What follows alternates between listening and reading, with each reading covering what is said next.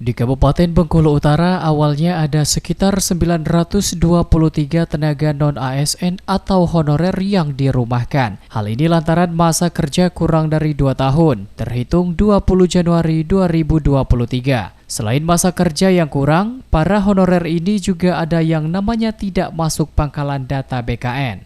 Selain itu, ada juga yang sudah 2 tahun bekerja, namun belum masuk database BKN dan yang bersangkutan tidak mengikuti seleksi P3K tahap 2. Kemudian dari para honorer ini, ada juga yang masa kerja 2 tahun namun belum masuk database BKN dan telah mengikuti seleksi CPNS tahun 2024 namun tidak lulus. Kemudian jumlah honorer yang dirumahkan bertambah pasca tahapan masa sanggah atas hasil seleksi administrasi pada seleksi P3K tahap 2 karena terdapat lebih dari 300 peserta dari 787 peserta TMS yang tidak mengajukan sanggah sehingga tidak bisa melanjutkan ke tahapan seleksi selanjutnya dan dipastikan menyusul dirumahkan. Banyaknya tenaga non-ASN yang dirumahkan ini mengundang perhatian anggota Komisi 1 DPRD Bengkulu Utara yang beberapa waktu lalu telah menggelar hearing bersama BKPSDM Bengkulu Utara. Hearing mempertanyakan kejelasan penyebab dirumahkan para honorer itu.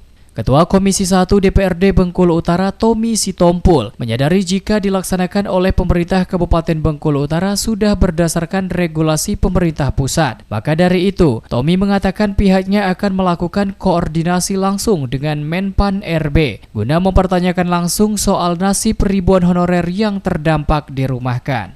Dan kami tadi sudah bilang juga dengan Kepala BKSDM, nanti mungkin dari mitra komisi pembidangan kami akan ke Menpan RB mempertanyakan nasib teman-teman yang memenuhi syarat tapi tidak masuk pangkalan data.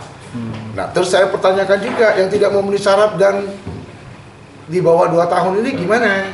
Ya kan? Nah, ya memang kita serba susah ya, hati kita sebenarnya mau mengangkat mereka ini semua, tapi regulasi tidak membenarkan itu, kan begitu. Hanya saja nanti kan pihak pemerintah daerah melalui SKPD-nya akan membuat tenaga outsourcing. Cuman klasifikasi tenaga outsourcing ini kan terbatas, penjaga malam, supir, cleaning service. Apakah yang tidak memenuhi syarat ini bisa masuk di situ, ya kan? Dan mereka mau kan gitu kan, latar belakang pendidikan ini kan berpengaruh. Nah, kita nggak tahu juga.